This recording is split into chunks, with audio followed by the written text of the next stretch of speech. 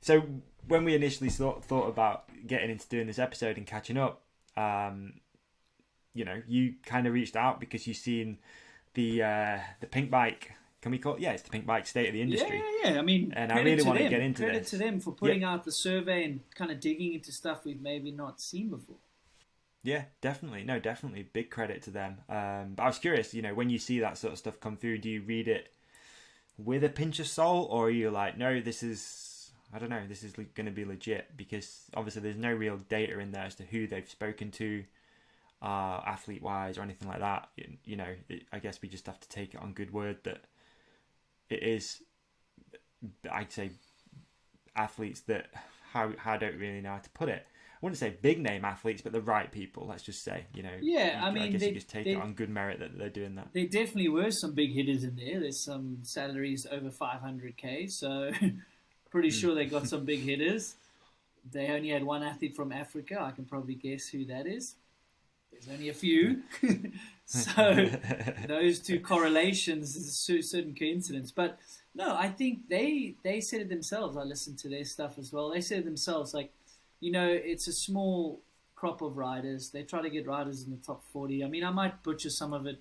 Go read the survey. It's interesting stuff. It's stuff that we didn't really speak about. I'm going to put a link to it in the show description for people if you haven't read the survey, because it is interesting. The full release is actually... It's quite interesting. Because the interesting thing with mountain bike contracts, it's kind of... It's like not spoken about. And Gwyn was kind of the first guy that started speaking about what he's earning, what he thinks he's worth. And people could say, oh, he's after the money. But also, the more you speak about it, the more everyone knows, the more fair you can get paid. Because the likes of Nathan Rennie won that 2003 title on no money. He earned some money, but it was bullshit money for what he did compared to some riders he beat. But he didn't know. He didn't actually know any better. No one told him what to ask for.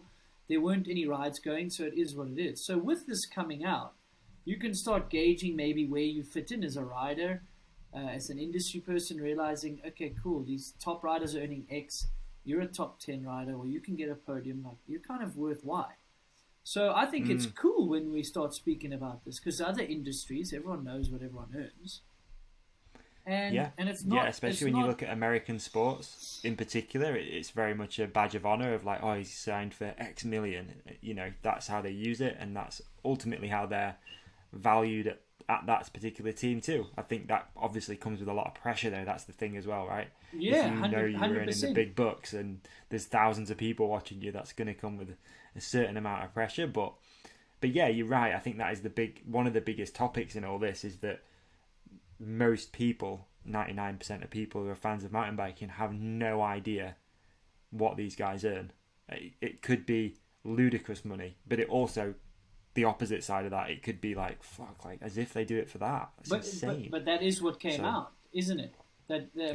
How many people are on less than $5,000? So there are guys that are in the top 40, top 30. I don't really know. So that's just the nature of the industry. So, I mean, at the end of the day, there's certain marketing budget.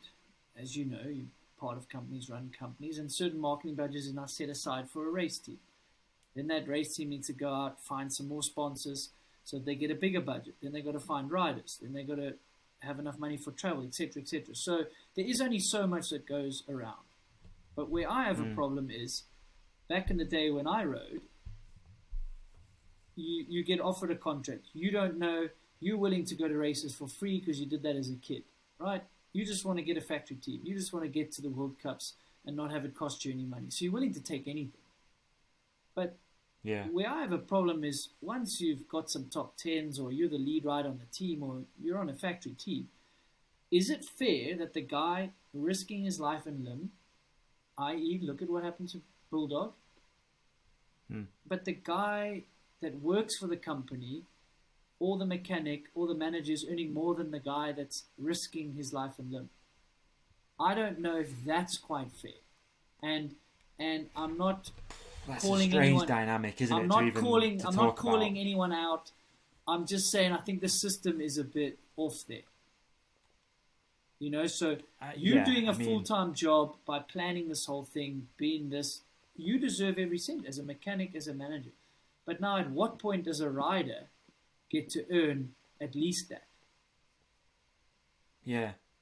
Man, I don't even know how to start even trying to dissect that and how that even happens. It seems so alien to me that it'd work like that.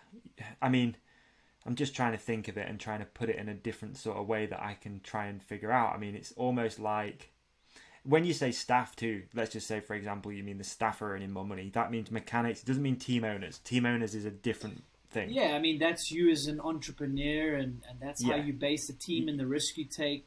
That can vary. But you can also have a factory team that employs a manager, employs staff, etc., etc. So, I just want to... I mean... We're just talking about it to understand and that it has happened and it can happen, and I'm not singling anyone out.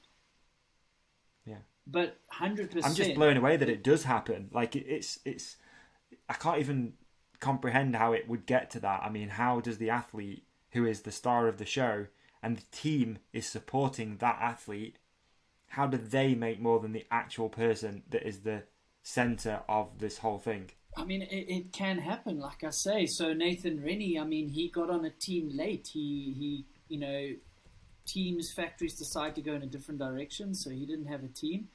So he had to see what's, then you're sitting at home back then, emailing, texting, sending a smoke signal from Australia, trying to get a ride, trying to get someone to believe in you. And then there's only so much budget left back on the table. If someone says, shit, well, we got to pay for all your flights. That's $20,000. We got to pay your hotel. We got to pay your food. Mate, there's only like $10,000, $15,000 left. But come race for us. Do you want to race for us? We'll give you a little bonus on the side. Bonuses are performance-based. Some riders get less salary, more bonus. The more established you are, the more you're going to drive to have a bigger salary because you're a set name. I.e., Greg Minnaar is going to ride for a way bigger salary than his bonus. He's going to have a big bonus, but he's going to have a way bigger salary. So, that's how it happens.